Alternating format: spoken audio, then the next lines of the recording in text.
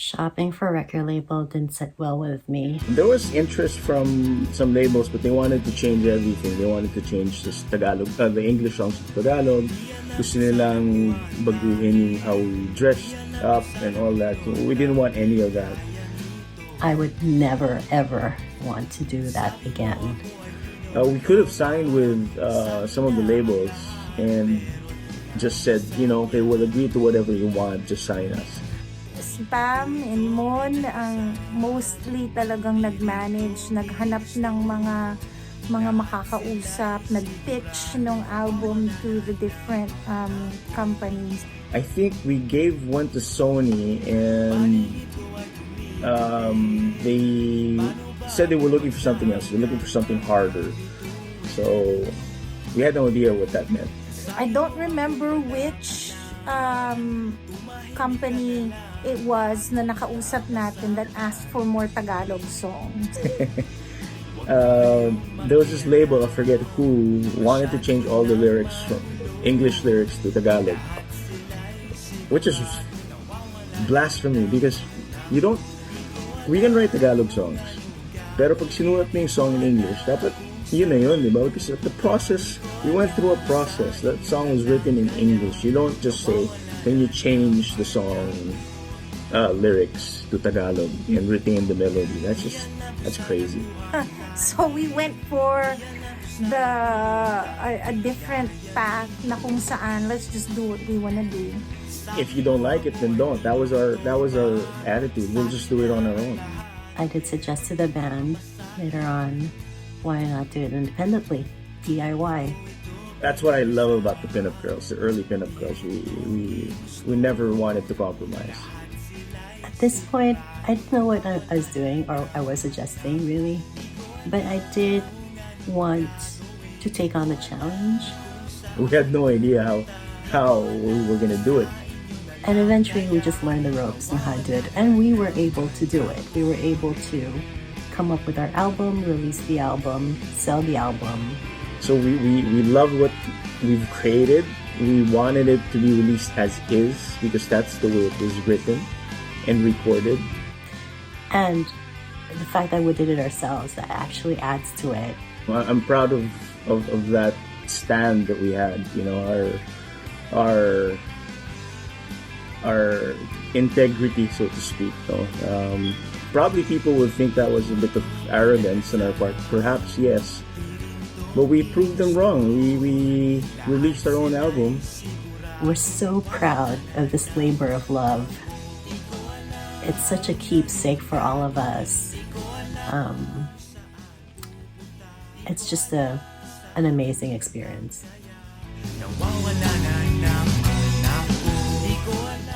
When we finally decided, gusto natin to do it ourselves, do it easily, the real indie way. So we needed money. Kasi wala naman tayong funds. So yun nga, pero we had some stuff na pwede nating ibenta. So I don't know, we decided, Pam din ata yun, we decided na nagsabi, so who suggested na we do a garage sale at our regular venue in Mayrix during Sunday, Grabe Sunday, to fund the album. Yeah. It was more of Pam who came up with the idea of selling our stuff, to fund the album, which was great. Sold a lot of our stuff. That was just gathering dust. The garage sale was actually a fun experience. We had, I think, two garage sales. We had it at Mayrix. We sold our comics. We sold our books. Old clothes, kitchen gadgets, cassette tape, CDs, what have you. May buy one, take one pa. Quark actually didn't want any of our stuff. So he told me, because he knew that we had an existing Kels Cross demo for a second album. He knew we had that. So he asked me if I can burn him a CD copy of it, then he would give me this X amount of money. And so I did. So Quark probably is like one of the 3 people who actually had a copy of the Celts Cross demo for the second album. It was a success. Kasi, yun nga, ang dami nating nabenta. For the album, we had the garage sale to fund it.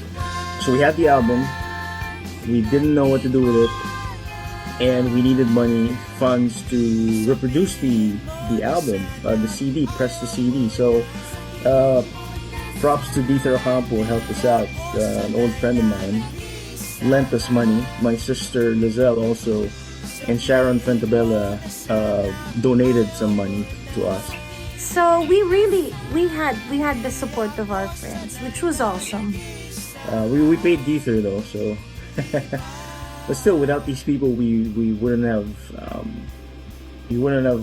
gotten to that place when we had an album and we released it and all that. We sold it we had it at Tower Records and Music One. Music One was one of the stores then, and we actually sold it out. So it was a great experience from end to end. You know, do it yourself magic. So the album art happened again through Raymond Marasigan, because we were practicing at Raymond's house. Of course, in between practice, nakatambay lang kami. We'd eat, we'd talk to each other, and then Raymond showed me a Marvel trade paperback. And he says, Raymond, tignan mo to, may Pinoy artist dyan, si Lainel Yu, hulala ko. So I was like, I knew about that art and I didn't know it was a Filipino. And I says, talaga sa States? No, nandito siya sa Pilipinas. So I was introduced to Lainel Yu by Raymond Marasigan, and I became good friends with Neil Yu, who also had a band called Marty McFly, who started out at Sunday Grabby Sunday. And he agreed to do it for free. Imagine a Marvel artist, somebody who drew The Punisher, Wolverine, X-Men, agreeing to do it for free. Siguro naawa siya sa amin kasi hindi kami. So, but Lainel has a good heart, bless his soul. We just owe him big time. You know? It's such an excellent, amazing artwork. To this day, still in awe looking at it, especially when it's being remade for the vinyl copy. Lionel Yu cover pack. So that was really cool. It's just so impressive. It's iconic. People loved it. Some even, I think, bought the album because of the artwork.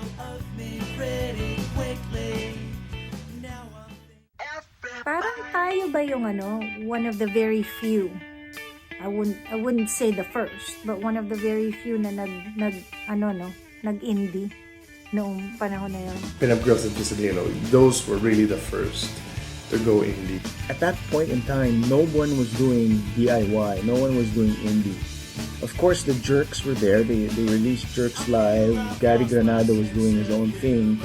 But at the level that we achieved, being on radio, making music videos, selling it at Tower Records and Music One, nobody has done that before. Nobody has done that on their own before us. Pumunta ako doon para talaga makita na, nandun nga yung CD ng Pinup Girls, which is true, it's there. So yun, talagang fulfilling. I'm proud of that. We were probably the first to do that at that level. But of course, we recognize that the Jerks and Gary Granada and maybe some others that we didn't know about, but with the noise that the Pinup Girls created, I think we were the first. There was also media buzz about it. We got articles in Pulp. Erwin Romulo wrote about us. I think Scott Garceau also wrote about us. So, we were on radio, we were on MTV and Channel V, we were on, I think Mix was around the time, I'm not sure. But we were probably the first band to do it at that level. Marami rin siyang, I think, marami siyang na-influence. I think the reception was mostly positive. The reviews were good. Erwin Romulo, who's hard to please, really liked it. Scott Garso, I think he liked it as well. May mga bago tayong friends na naging musician, naging band members na who are also very good musicians na sinasabi nila they were influenced by the CD. So, it feels good.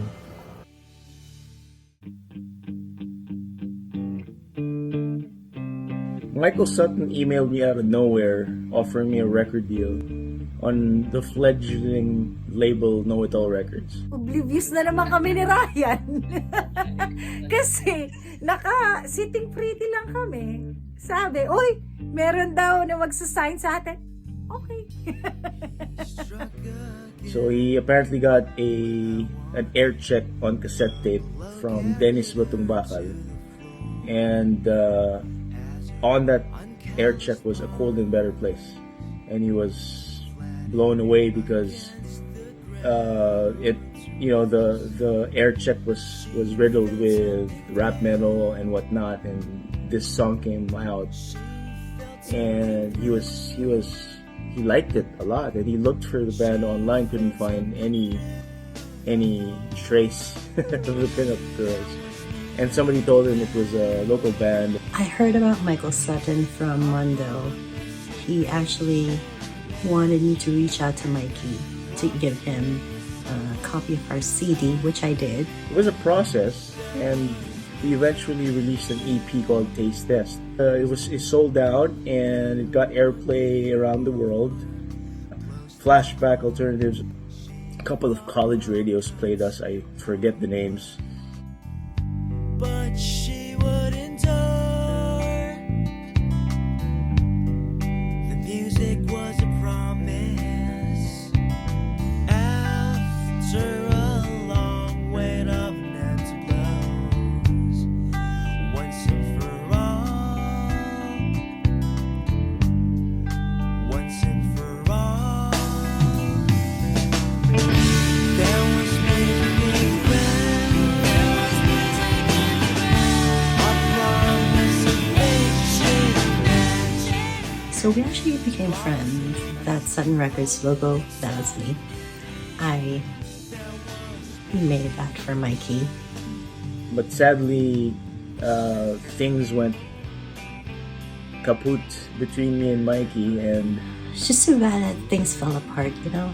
but we still owe a lot to him because he got us international exposure. We got articles, we got airplay, and we got people from all over the world buying the EP. And we will remember him for that. So it was good. We got a lot of backlash from that. The crabs were out. They didn't like it. We were, again, just blessed that somebody with the same taste as we had back then signed us up and released our EP. It's just sayang lang, we could have done more with Know It All Records and Sutton Records. It was good enough. So God was good. Gave us that opportunity to share our music to the world. So that's cool.